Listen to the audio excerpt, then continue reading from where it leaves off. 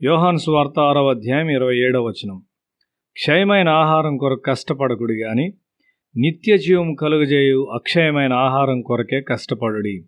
మనుష్య కుమారుడు దాన్ని మీకిచ్చును. ఇందుకై తండ్రి అయిన దేవుడు ఆయనకు ముద్ర వేసి ఉన్నాడని చెప్పెను. ఈ భౌతిక జీవితంలో వస్తువాహనములు పెంచుకొనుటకే అధికంగా పనిచేయుటను యేసు నిరుత్సాహపడుతున్నాడు. ఆ ప్రయాస ఆత్మీయ పురోగమనం వైపు మళ్లించబడినట్లు చూడు.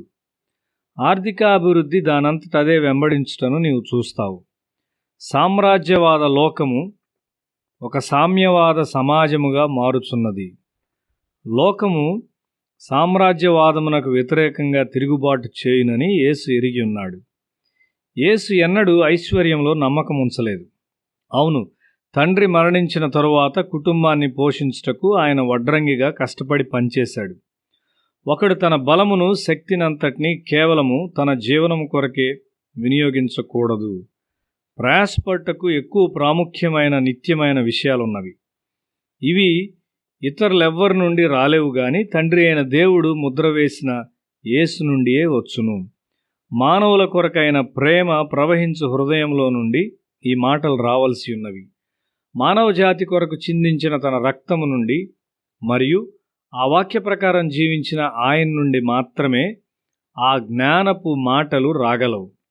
ఆయన తన ప్రాణమును అర్పించవలసిన సమయం వచ్చినప్పుడు ఎంతో అవమానకరంగాను నిర్దాక్షిణ్యంగాను మరణించుటకు ఆయన సందేహించలేదు. అక్షయమైన నిత్యమైన జీవాహారాన్నిచ్చు గొప్ప ఆధిక్యత ఆయనకు మాత్రమే ఇవ్వబడింది. నెహ్రూ కొన్ని సమయాల్లో కోప్పడినప్పటికీ ఇండియాలో ఆయన మాట గౌరవం ఉన్నది. అదెందుకనగా భారతదేశ స్వాతంత్ర పోరాట సమయంలో చాలా సంవత్సరాలు ఆయన జైల్లో గడిపాడు. ఆయన కుటుంబం కూడా చాలా శ్రమపడింది. ముందుగా తన తండ్రి చనిపోవుట ఒక విధంగా ఆయన జైల్లో బాధను అనుభవించట చేతనే కాబట్టి ఆయన మాట్లాడినప్పుడు భారతదేశ ప్రజలకు ఆయన మాటలు బలమైనవిగా ఉన్నాయి. నెహ్రూ కంటే క్రీస్తు ఎంతో నిత్యమైన గొప్పవాడు మరియు సర్వశక్తిమంతుడు. ఆయన ఇంకా ఎంతో ఎక్కువగా శ్రమనొందాడు. తాను మాట్లాడిన ప్రతి మాటను యేసు ఆచరణలో పెట్టాడు. మనం యేసును చూచినప్పుడు నిత్యమైన దేవుని వాక్యమును రక్తమాంసములలో చూస్తాం. ఆ వాక్యముగా జీవించుచు ఆయన తన జీవితంలో ఎన్నడూ ఓటమితో బాధపడలేదు. ఆయన బోధించిన దాని ప్రకారముగా జీవించాడు మరియు వాటిని మన కొరకు రక్తములో రాశాడు. ఆయన హృదయము విరువబడింది. అప్పుడు ఆయన తన ఆత్మను సమర్పించాడు. ఒక శతాధిపతి ఆయన ప్రక్కలో ఈటతో గుర్చుట ద్వారా ఆయన మరణము పరిశీలించబడింది. మరణించినప్పుడు ఆయన చిందించిన రక్తము ఆయన ప్రేమను ప్రకటించున్నది.